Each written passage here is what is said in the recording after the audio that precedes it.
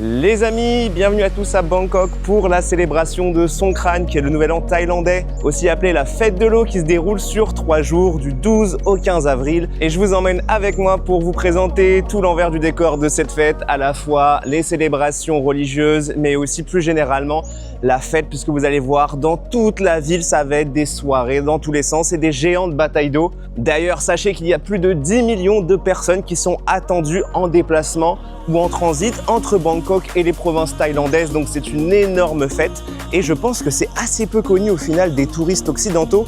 Ça pourrait s'apparenter vraiment beaucoup au carnaval de Rio. Bref, vous allez voir, je vous emmène avec moi. Allez, c'est parti!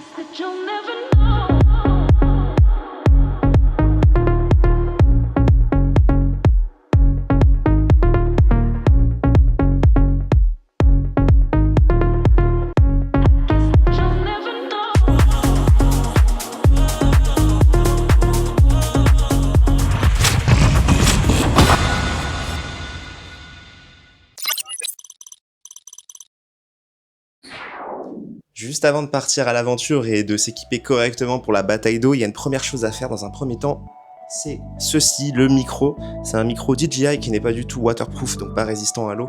Et étant donné que là, ça va être une bataille d'eau énorme dans toute la ville, je chuchote parce que je suis encore à l'hôtel, il est tôt le matin, je vais devoir équiper ce micro d'une protection à eau. Et en fait, il n'existe pas 15 000 solutions pour équiper son micro avec une protection. J'ai appris ça, vraiment anecdote super intéressante, mais vraiment étrange, vous allez voir. J'ai pas l'habitude de faire de la vidéo, donc j'ai demandé à un ami comment on fait concrètement pour imperméabiliser un micro, parce que le micro coûte super cher. Et il m'a dit concrètement, il y avait une seule réelle solution, c'est directement ceci. Je ne sais pas si je vais pouvoir le mettre sur YouTube ou si je vais devoir flouter ça, mais pour vous expliquer, c'est un préservatif, donc j'ai dû acheter ça pour équiper et protéger le micro. Pourquoi bon, préservatif, je pense que vous savez que c'est imperméable, en tout cas c'est l'objectif, donc déjà ça permet d'englober, c'est élastique, donc on peut mettre le micro facilement, et surtout, le plus important, sinon vous allez me dire autant le mettre dans un sac plastique, c'est que le latex, la matière latex du préservatif, permet en fait de vibrer avec les ondes sonores, et donc c'est ce qui va permettre d'avoir une meilleure réception du son directement dans le micro. Donc je pense que les gens ils vont me prendre pour un fou, mais oui, je vais bien avoir un micro entouré d'un préservatif accroché ici. Donc première étape déjà, ça va être d'ouvrir et d'aller le laver, hein, parce que forcément je pense que ce préservatif doit être lubrifié, donc c'est un problème. Je vais d'abord nettoyer tout ça pour éviter de salir le micro. Oh Qu'est-ce que je suis en train de faire pour vous, vraiment, là? Je ne comprends pas. Mais je crois qu'il va falloir que je mette du savon, en fait, pour retirer tout ça, là. Ah, ça me dégoûte. J'ai l'impression de faire un truc... J'ai l'impression de faire un truc sombre, alors qu'en fait, je veux juste équiper mon micro correctement pour pas qu'il morfle. Ouais. Ok, les amis, on est parti. Premier départ, sous la pluie en plus. Same but different. Where are you from? I'm from Faranses. Ça va bien? Ça va et vous? C'est bon. C'est bon, yes. C'est bon comme ci comme ça. Wouh! Bon, je me fais déjà tirer dessus là, clairement. Hey! Je suis déjà en train de me faire tirer dessus. Ah! Bon bah voilà les gars. Direct, yeah, cold. Je me sens un peu démuni, j'ai pas de pistolet à eau, mais on va s'équiper, hein. Second time. Bon, c'est très drôle, j'ai un conducteur qui est vraiment fou. Il est dans le délire à fond, là, Songkran. Et presque un peu trop fou d'ailleurs. Je vous avoue, là, on a passé des dodanes, vu que je tiens le micro. Enfin, le micro, ouais, ça ressemble plus ou moins à un micro. Et que dans l'autre main, j'ai la caméra, je peux pas me tenir au scooter. J'ai sauté, je vous dis pas. Et là, météo vraiment incertaine. On est entre du soleil et de la pluie. Et direction, du coup, premier endroit, c'est Silom Road, aussi appelé Asok. C'est la rue avec le Skytrain, c'est le train aérien qui passe au-dessus. Et c'est une rue très connue de Bangkok. Donc voilà, je vais vous présenter tout ça. Et vraiment, c'est un des meilleurs endroits, je pense, de jour pour faire Songkran et faire les batailles d'eau. C'est là où il y a le plus de monde. Et de nuit, c'est plus Khao San Road, que peut-être vous connaissez, qui est très connu. Oh, perfect. And Skytrain, BTS. Yeah, BTS at all. BTS Asok at the top. Donc là, justement, vous pouvez voir, là, il y a le Skytrain. Et juste en dessous, vous avez le MRT aussi. Donc c'est le métro souterrain. Et en vrai, c'est le meilleur endroit, je pense, à Bangkok. Le meilleur endroit en termes de connexion pour sortir, puisque vous avez les deux lignes principales de tout Bangkok qui se rejoignent. Et c'est aussi pour ça que c'est l'hypercentre économique du coin. Donc mission 1 d'abord, trouver à manger. Mission 2, trouver un pistolet à eau. Et enfin, on partira sur la bataille. C'est juste magnifique. Là, vous pouvez voir que c'est vraiment super sympa. Là, il y a des temples partout, un petit conducteur. Et là-bas, au loin, on voit déjà des gens qui se déplacent là avec les pistolets à eau. Oh, qu'est-ce qu'il fait, mon driver? Punaise, c'est serré de fou, hein. Oh là là. Oh la bataille. Oh la bataille rangée, regardez-moi ça. Donc ça, c'est des personnes qui sont sur des camions citernes qui sont directement reliés à l'eau. C'est des jets sous haute pression, donc en général, ils font vraiment gaffe. Là, ils l'utilisent pas énormément, mais là, vous voyez, il y a des équipes en tuk-tuk. Bref, ça s'annonce déjà très bien. J'avais un petit peu peur que, vous savez, cette année, avec le tremblement de terre, j'avais un petit peu peur que l'événement soit réduit en termes d'intensité, mais en vrai, très sympa. Bon, on passe à l'achat du pistolet à eau et des équipements pour... How much? 150. Mais il est tout petit. 200. 500 this one? Ça me paraît cher, mais regardez. 500 bahts, ça fait 12 € pour ça. Je pense quoi? Le prix là, 300. Ah, this one is 300? 300. Ok, it's same. Ouais, c'est bon, 300, on va faire ça. Ok. Elle a 18 pour 500, c'est bon. 500? Ouais, les deux. 500 les deux? Ok. De la chance, on est avec Roman qui nous fait des prix de fou là, vraiment. Yeah, it's okay? Thank you. Ok, parfait. Donc 8 € par pistolet à eau. Pas mal. Je disais 8 € par pistolet à eau et vous avez ça à peu près. Oh là là.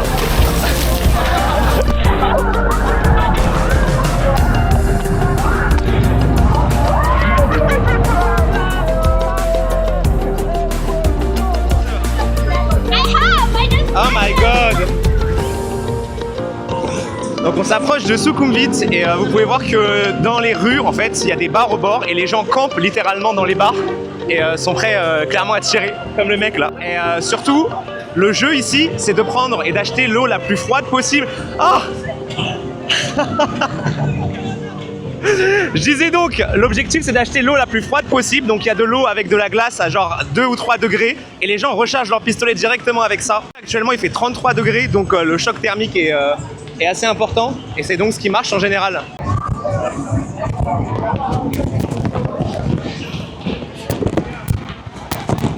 On commence à se rapprocher du centre de Sukhumvit et c'est de plus en plus agité là, c'est... Oh la vache. Ah là, il n'y a pas de pitié. Ah, je me suis pris de l'eau avec du durian dessus. L'odeur de l'eau, en tout cas, c'est l'odeur du durian. Ça sent le fromage.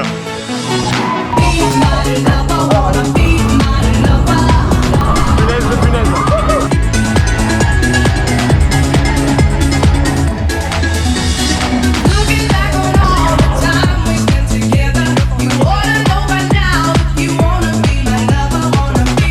Du coup, là, les gens sortent directement... Ils sortent directement. Oh putain, je vais tirer dessus. Tu me fais un bicheux pour rien. Ok. Bah écoutez, mes potes ont retrouvé quelqu'un qui connaissait du volet visiblement.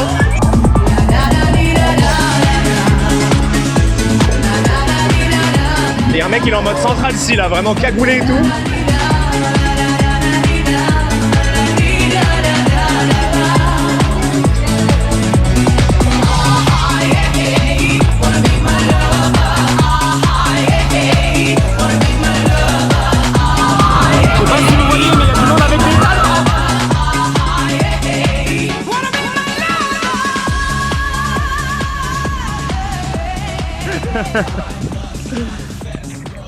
Bon ben on s'est perdu au parc Ben Chakiti pour rejoindre Silom et malheureusement il y a la famille royale qui est en déplacement et ils passent sur la route en dessous de nous, donc en fait on n'a pas le droit de prendre la passerelle malheureusement. C'est une sorte de loi dans le bouddhisme, on évite de passer au-dessus des autres par signe de respect et comme c'est la famille royale thaïlandaise, ils ont fermé malheureusement la passerelle, donc voilà, on se retape 25 minutes de marche dans l'autre sens pour ressortir du parc et retourner à nouveau à Silom. Bref, allez, pour vous ça sera court, mais pour nous ça va être très long. Transition. Enfin arrivé à Siloam, on peut reconnaître Siloam avec ce croisement là des deux lignes de BTS. Les amis, je vous ai montré un petit peu comment c'est déjà le début de Songkran, mais je vous ai pas expliqué à quoi ça correspond réellement. Il s'agit en fait de célébrer le début de la mousson. Et donc en Thaïlande, c'est super important pour l'agriculture et particulièrement le riz. Hi bro. Et donc en fait, les gens se tirent de l'eau dessus aussi pour se rincer et se nettoyer de leur, ce qu'on pourrait dire, péché. Même si c'est pas réellement des péchés. Hi. Punaise, j'ai jamais... I cannot finish my... Je disais qu'ils utilisent des pistolets à eau, en fait, ça symbolise le fait de se nettoyer, de se laver de ses péchés, de toutes les fautes commises sur l'année, et ça permet de repartir du bon pied directement. Donc c'est aussi pour ça que les gens se tirent dessus. Et là devant, hop, on arrive tranquillement dans l'hypercentre. Deuxième tentative de pistolet. We try for the second time and I hope so this one is good one. I hope so. On a pris directement des pistolets automatiques, ça permet que ça soit un petit peu plus fiable, en tout cas on espère. Voilà, mais on va voir si on va pouvoir faire les batailles correctement. C'est chaud les amis là, regardez-moi le monde. Il y a juste beaucoup trop de monde. Ah non, ça va être compliqué là. Oh là là là là, la folie, la folie.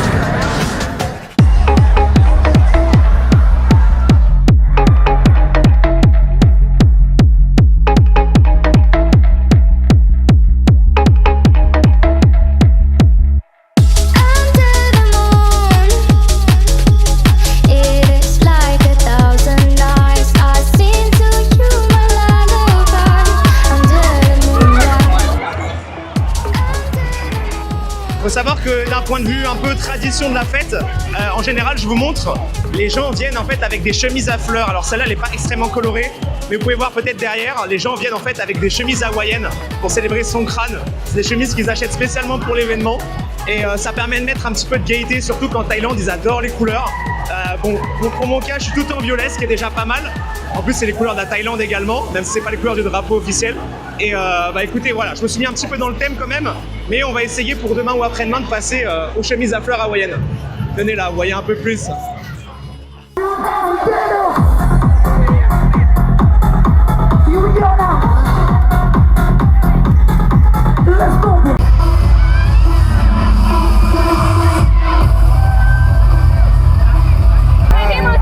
Where is my beer? You? Oh, yeah, mine.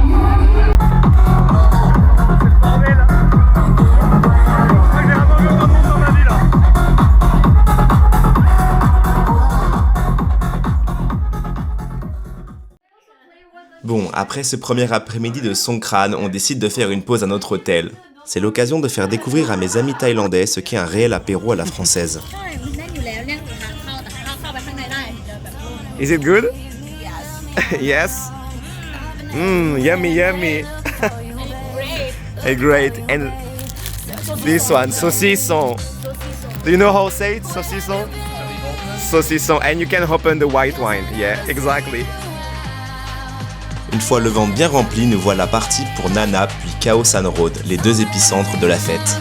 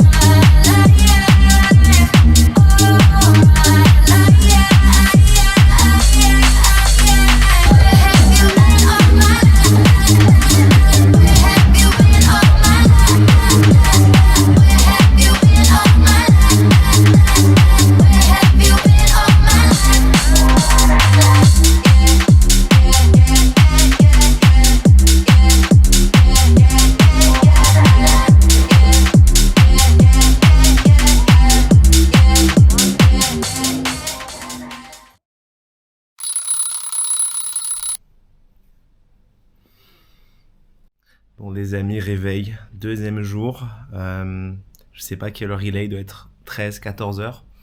Et voilà, je suis très crevé, mais va falloir faire avec. Donc hier, bah en fait, On a fini à Khao San Road, alors vous les avez peut-être pas en images. J'ai surtout filmé au téléphone parce que la caméra en fait c'était compliqué à sortir, vraiment beaucoup de monde. Khao San Road en fait c'est la rue la plus importante du nord de Bangkok et écoutez c'était la folie. C'était la folie et il y a plein de moments où je savais pas si j'avais le droit de filmer ou pas parce que vraiment les gens ils étaient en mode fucked up. J'ai pas envie de le dire en français en fait, mais juste ils étaient en mode vraiment très freestyle, donc c'était pas forcément des choses à montrer non plus à la caméra.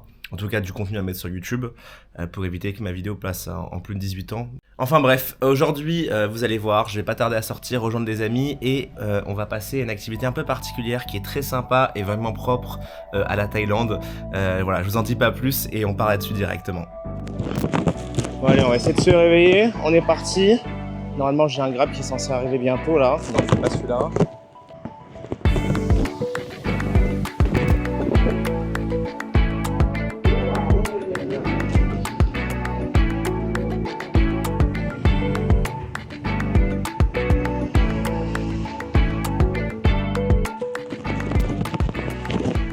Déjà plus de 20 minutes qu'on est dans les toutes petites rues de Bangkok. Je ne sais pas du tout ce que mon conducteur fait, mais j'espère qu'on va quand même arriver à temps pour l'activité parce que vous allez voir que c'est une genre d'activité où il faut vraiment arriver à l'heure.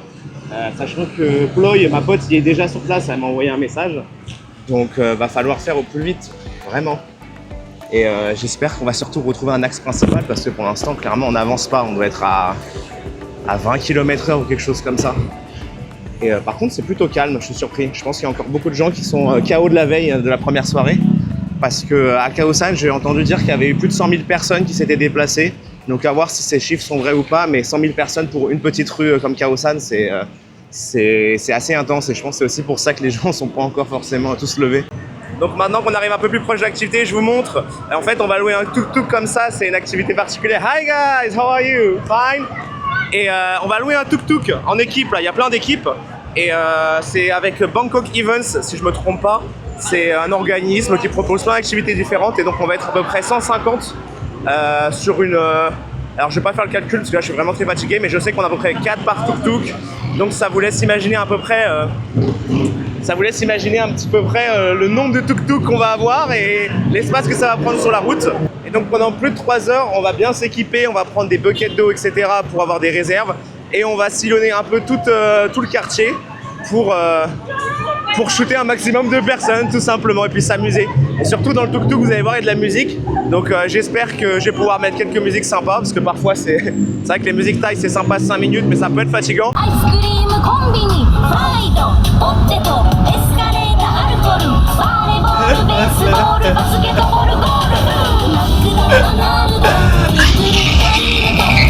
Mais voilà, en tout cas trop pressé d'y aller et puis on se retrouve là-dessus.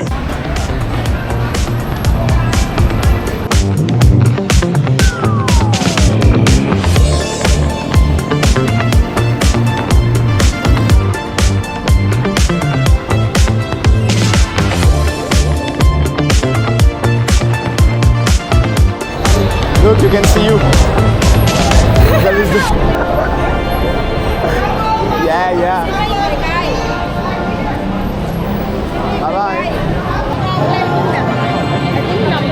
Ah, you and I had the right. Oh, same. Yeah. Yesterday I was like this, but cannot shoot. So now I fix here. Oh, that's even better than mine. Yeah. Mine's like rotating. Oh yeah, is it okay here? No, it's okay. I'll correct. Today, hey.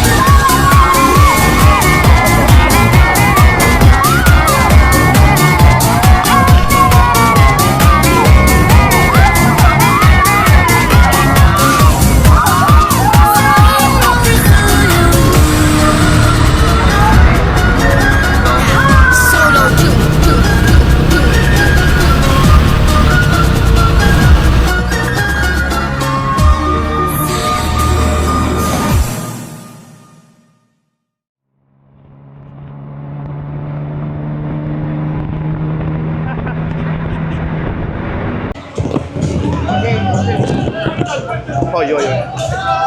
Oh là là, regardez-moi ça là. Oh la bataille. C'est la bataille de fou. Oh putain de merde. Ah, ah, ah. Et elle est froide et surtout elles sont mauvaises cette eau. Oh là là. Regardez.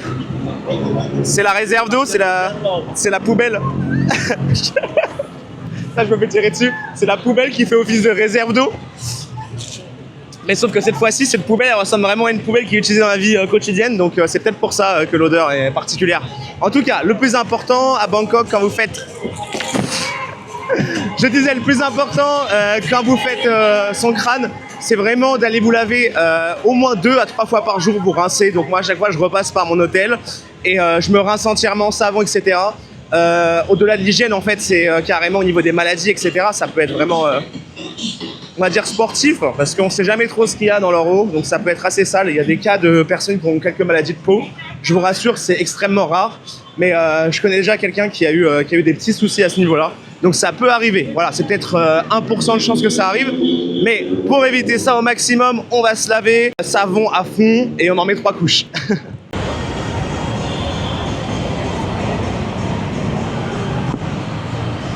Alors ça, c'est le cheat code parfait. Quand vous arrivez à Silom, vous avez en fait plein de passerelles qui sont les passerelles du BTS. Le BTS, en fait, c'est le nom du train aérien.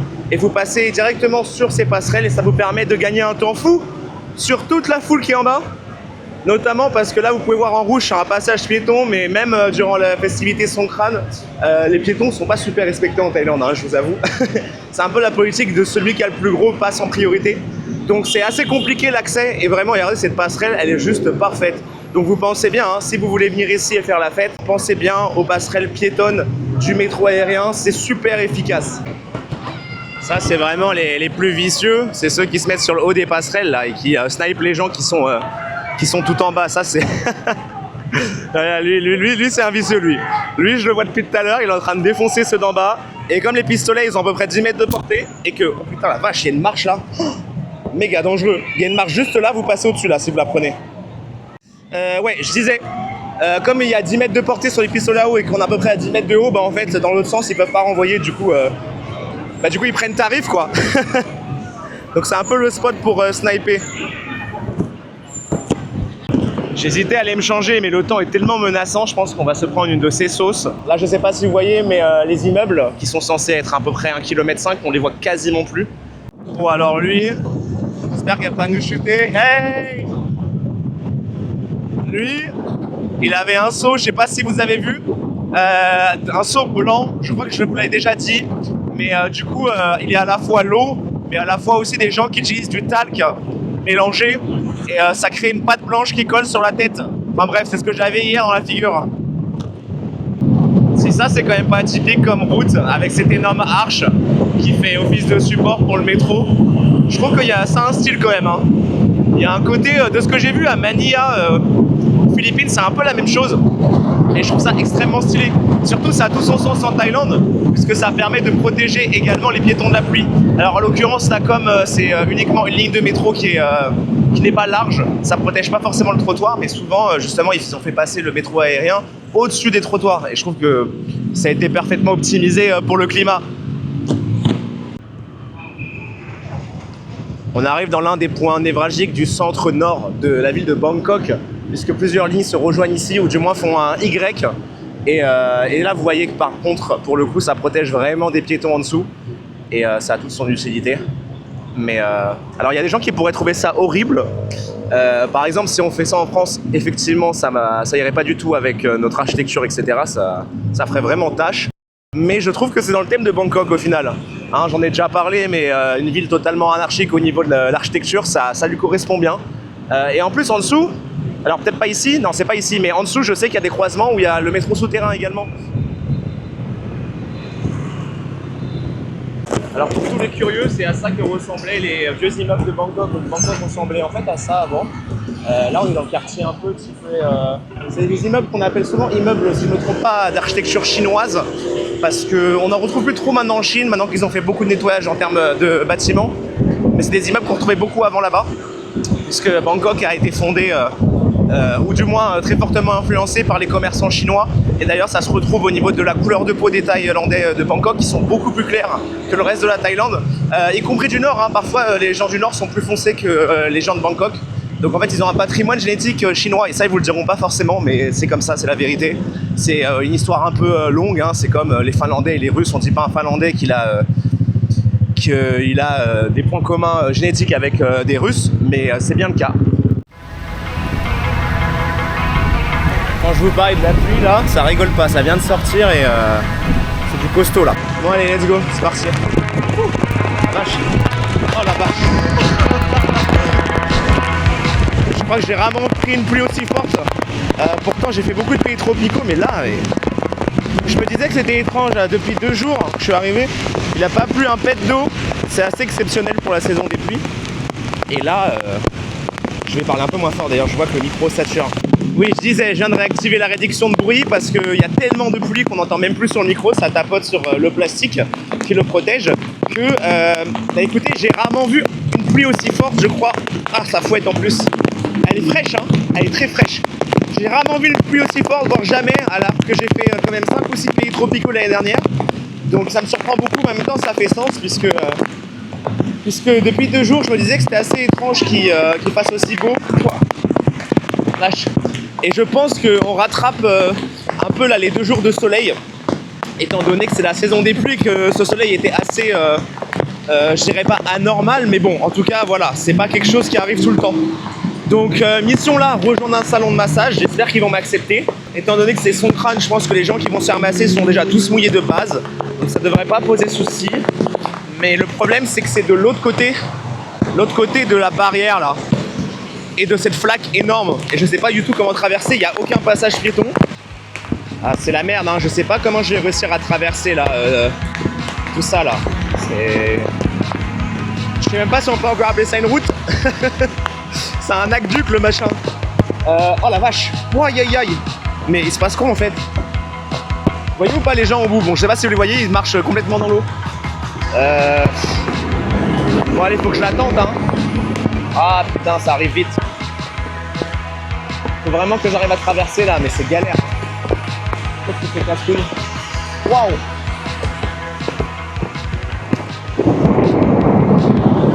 Allez, je prends. Putain, et lui il arrive vite en plus. Allez, allez, allez, allez, allez. 3, 2, 1. C'est pas bon. Je peux toujours pas traverser. Comme je vous ai dit, hein, la priorité piéton n'existe pas ici. Et là, ils sont sans pitié, surtout quand il pleut comme ça. Ils ont pas le temps vraiment de s'arrêter. Tiens, je vais essayer de passer, là. Hop, allez go. C'est parti. Ouh la vache.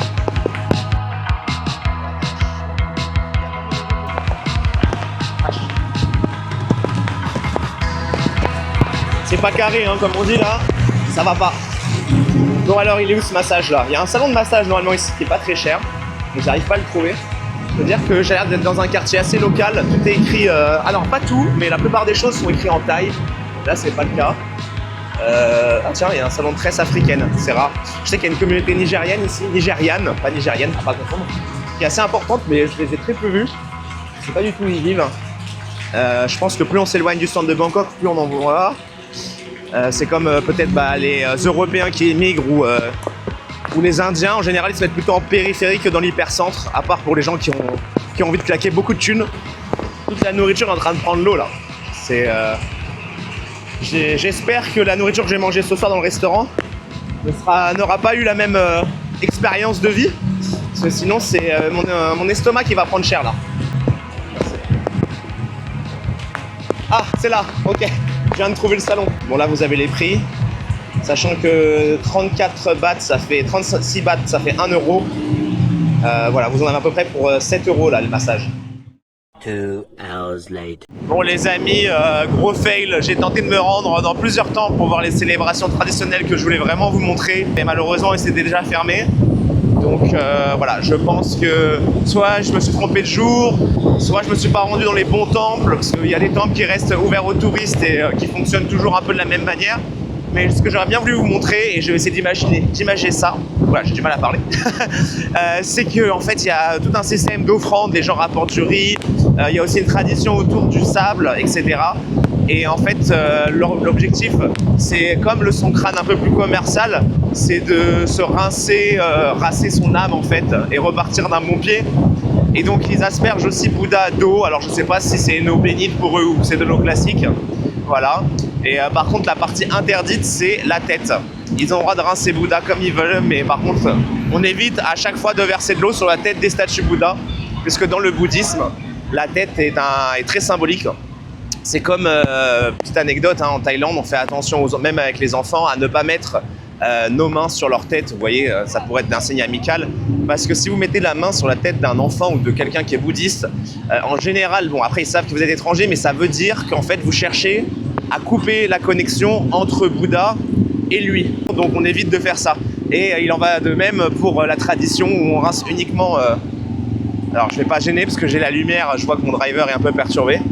Je disais qu'on fait pareil pour la tradition Songkran.